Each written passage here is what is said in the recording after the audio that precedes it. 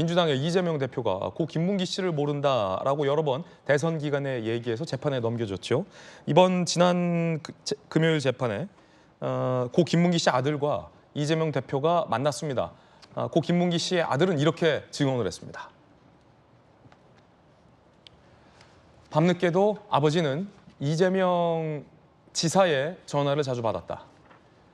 이재명 씨랑 낚시도 하고 수차례 보고하고 그런 얘기를 직접 아버지께 들었다라고 얘기를 했습니다. 이 내용은 지난 14일 이재명 대표의 선거법 위반 9차 공판에서 김문기 전 처장의 아들이 직접 나와 한 증언입니다.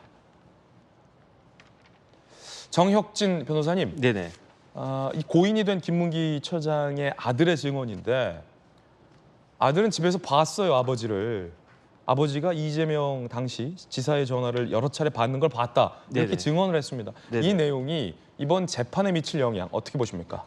제가 봤을 때는 굉장히 감정적으로, 정서적으로 결정적인 역할을 할 것이다 이렇게 생각을 합니다. 왜냐하면 김문기 전 처장의 아들이 굳이 이재명 대표에게 무슨 악감을 가질 이유가 없잖아요. 예. 그러니까 거기에 그 본인이 그 보고 듣고 한 내용들을 그대로 그 아마 이야기를 한 것으로 누구나 그렇게 생각을 했다가 할 수밖에 없지 않나. 그런데 다른 사람이 예컨대 뭐 저 같은 사람이 와가지고 팩트는 이렇고 이거 뭐 이렇게 이야기하는 거하고 내가 우리 아버지가 있었는데 우리 아버지가 돌아가셨는데 우리 아버지가 전화를 받았는데 누구한테 전화를 받았냐? 시장님한테 받았다. 그런데 제가 봤을 때 김문기 전 처장은요. 만약에 이재명 시장이 전화를 했으면 그냥 이렇게 받았겠습니까? 그냥 그 자리에 딱 자세가 바로 되면서 아 시장님 이건 이렇고요 대장동 앞으로 잘하겠습니다 문제없이 하겠습니다 이렇게 이야기했을 거 아니에요. 그렇게 전화를 했으니까 아버지가 그런 전화를 받았으니까 아들 입장에서도 그 기억이 남는 거 아니겠습니까?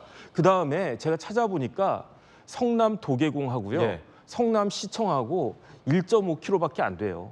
그러니까 차로는 5분이고 걸어가도 한 15분이면 가겠더라고요. 그러니까 굉장히 실질적으로 성남시청에서 일하는 사람과 거의 똑같을 것이란 말이죠. 그러면은 이재명 대표가 가장 중점적으로 보고 있었던 그 프로젝트의 최고 전문가, 최고 실무 총책임자였기 때문에 제 생각에는 성남시청으로 예. 수시로 불려가가지고 보고를 갖다 했을 텐데 그다음에 그런 걸 또 증언하지 않았습니까? 자기가 이제 여권 만들러 성남시청에 갔더니 아버지가 있길래 아버지 어쩐 일이세요? 그러니까 저기 시장님한테 보고할 게 있어서 그 여기 왔다. 이 이야기를 했다라고 하는 거니까 종합적으로 봤을 때 김문기 전 처장을 모른다라고 하는 것은 예. 이재명 대표의 그 거짓말일 뿐만 아니라 그것도 굉장히 질이 좋지 않은 그런 거짓말로 재판부에 각인될 가능성이 굉장히 커 보인다라고 저는 판단이 됩니다. 예, 정혁진 변호사의 어떤 개인적 견해였습니다. 이재명 대표는 성남시장 시절에는 김문기 씨에 대해서 몰랐다라는 취지의 발언을 했고 여러 차례 공직선거법 위반으로 넘겨졌습니다. 재판에. 이렇게 물었다는 거예요. 고 김 처장의 아들이 안방에서 방 안에서 전화를 받길래 누구길래 방 안에서 전화를 받냐라고 아버지께 물었더니 아버지가 성남시장님한테 전화 왔다. 라는 모습을 여러 차례 목격했다. 그러자 이에 대해서 이재명 대표 측은 전화를 한다거나 만났다는 게 곧 안다는 의미는 아니다. 라고 반박했습니다. 만나거나 연락한다는 게 저 사람은 안다는 의미는 아니다. 만났거나 연락했지만 나는 너를 모른다. 라는 뜻으로 들리는데 어떻게 보십니까? 일단 제가 잠깐만 말씀드릴게요. 그 전화를 제가 봤을 때 그 방에서 전화를 받았을 때 김문기 전 처장이 전화를 했겠습니까? 이재명 시장이 전화를 했겠습니까? 제가 봤을 때는 온 거를 갖다가 받은 거예요. 그러면은 모르는 사람한테 전화를 합니까? 제가 봤을 때는 저런 것 자체가 아주 작아 보이긴 하지만 저런 부분들이 사실은 어불성설이 아닌가 저는 그런 생각이 드는 거죠. 박정호 의원님은요? 뭐 연락을 했다거나 전화를 받았다는 게 안다는 게 아니다라는 말이 저는 도대체 무슨 말씀이다요라고 여쭙고 싶어요. 이게 말장난인 거지. 그 연락을 하고 전화를 했으면 그게 아는 거지. 그리고 성남도시개발공사 사장이라는 자리에 임명권자는 성남시장이에요. 그 임명권자가 얼마나 높게 보이겠어요. 그러니까 전화가 와서 뭐 수행비서가 전화했을 수도 있고 뭐 몰래 전화할 일이었으면 이재명 당시 시장이 진짜 몰래 전화했겠죠. 직접 이 모르는 노출되지 않은 폰으로.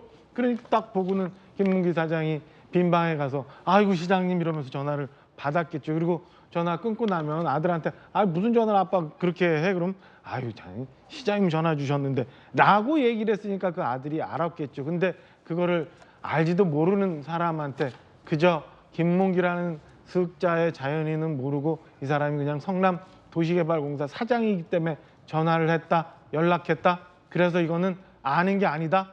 아유 저는 이게 뭐 무슨 말씀을 그렇게 하는지 잘 이해가 어렵습니다. 자, 김영주 의원님, 그럼에도 불구하고 변호사 출신의 이재명 대표가 이렇게 법정에서 반박한 데는 나름 법적인 어떤 의도도 있어 보이는데, 그러니까 누군가를 잘 안다라는 것과 업무상에 필요해서 전화를 하거나 업무상으로 만났다는 게 같은 건 아니다, 이런 뜻 같아요? 그러나 기본적으로 보면 이제 뭐 정성적 평가나 정량적 평가를 판사가 할 몫이라고 보여지지만 사실은 우리가 좀 특수하게 양질 전화 이런 과거의 변정법 이야기를 합니다.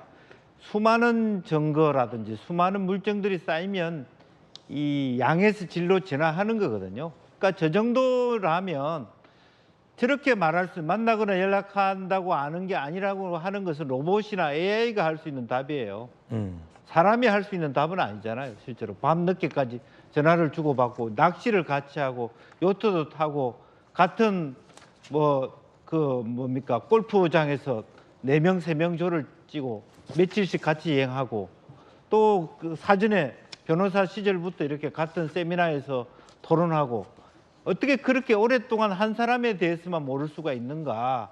그렇게 판사가 질문할 법하지 않습니까? 그래서 이미 지금 현재 나온 것만 해도 이거야말로 차고 넘친다. 즉 양적인 측면이 질적인 측면으로 변화할 것이다. 저는 그렇게 보여집니다. 예, 김영주 의원님 의견까지 전해드렸습니다.